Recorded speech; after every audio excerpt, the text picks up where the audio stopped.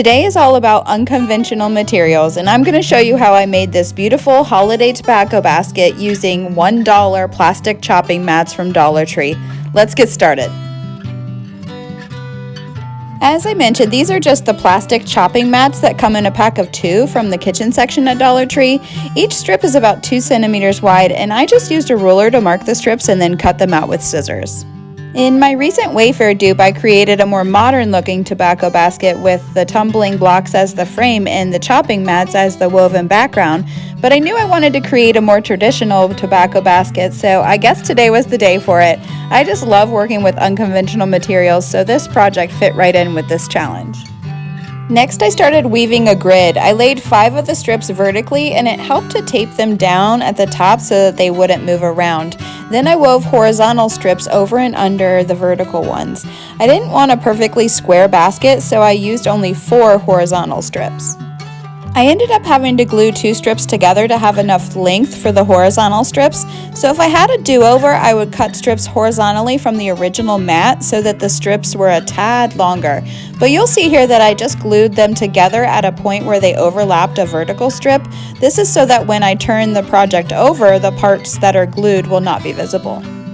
I glued the strips down along the edges so that my grid would stay intact when I inverted the project, and trimmed off the excess length on the horizontal strips as well.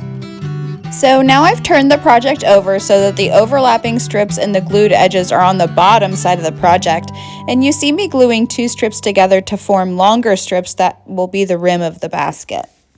Instead of weaving this part, I'm sliding these strips underneath all of the strips and gluing them down. I repeated this on all 4 sides. Next, I bent the sides up at each corner so that the vertical rim piece and the horizontal one were overlapping and glued them together. I followed this step for each of the 3 other corners.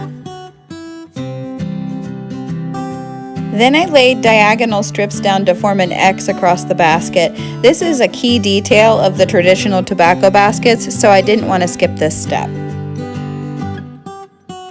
Finally, I glued strips around the inside of the rim and the outside as well to give the basket a finished look. Next, it was time for the paint. I took the piece outside and gave it a quick coat of white spray paint primer. The strips are plastic after all, and I wanted to make sure that my top coat paint wouldn't chip or peel off down the road. Once that was dry, I used a foam brush to apply my favorite Waverly brand of chalk paint, and today I'm just using the basic white color. And while I'm painting, I'll mention that today's challenge is hosted by Yelena from The Blondie Next Door and Miguel from Miguelitos DIY. I'll have links to both of their channels as well as the playlist for the challenge in the description box below, so be sure to check out their channels and then hop to the playlist to see what everyone comes up with. I love these unconventional material challenges. Once the paint was dry, I decided to distress the piece a little by using my black wax. I first used a chippy brush to dry brush over each strip back and forth in the direction that the grain would go if these were actually reeds that I used for the basket. And then I used a small flat brush to add black to the edges of some of the strips here and there around the basket. I also applied the wax around the rim of the basket.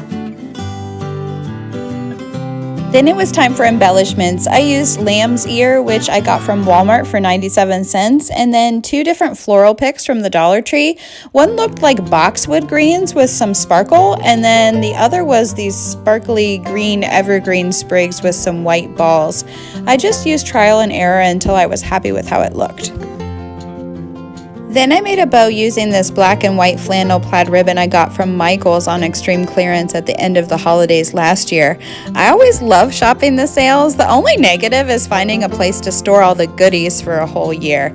Let me know in the comments if you do this too. But anyway, back to the bow. I've never been particularly good at making bows, but I just folded the ribbon over back and forth until I had 3 loops on each side. Then I tied a piece of the smaller buffalo check ribbon from Dollar Tree around the middle to hold it together. Then I just zhuzhed and fluffed the loops until I was happy with the bow I had. And I had originally planned to keep the 2 tails of the bow, but ended up cutting those off. I glued the bow down in the corner, did a little more fluffing, and the project was complete. And here it is on my counter. I just love how this turned out. The different textures of the greens really work well with the black and white bow and the distressed basket. And now that I have figured out the process, I want to make an extra big tobacco basket for above my mantle. I guess I need to go back to Dollar Tree and get more of those chopping mats. Thanks for joining me today. If you found me from the Unconventional Materials playlist, I'd love for you to stick around and subscribe. And don't forget to hit the notification bell so you can stay up to date with my content. I have lots more in store for this holiday season that you won't want to miss, so stay tuned. See you next time. Bye.